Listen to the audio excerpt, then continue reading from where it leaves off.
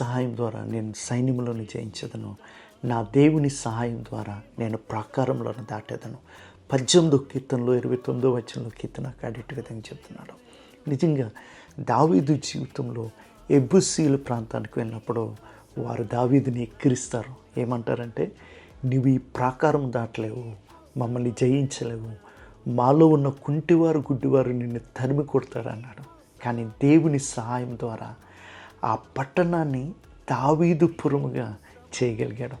నిజంగా మన జీవితంలో కూడా ఏ ఆత్మ అయితే క్రీస్తుని మృతుల్లో నుండి లేపిందో, రోమిలికి రాసిన పత్రిక 8:11 చెప్పినట్టుగా, అదే ఆత్మ సహాయకుడిగా మన జీవితంలోకి దేవుడిచ్చాడు. ఆయన సహాయం ద్వారా మనం ప్రాకారంలో దాటగలం. మన ఎదుట ఉన్న ప్రతి శత్రువును జయించి దావీదుపురముగా చేసినట్టు అది మన స్వాస్థ్యముగా చేయగలం. ఆమేన్.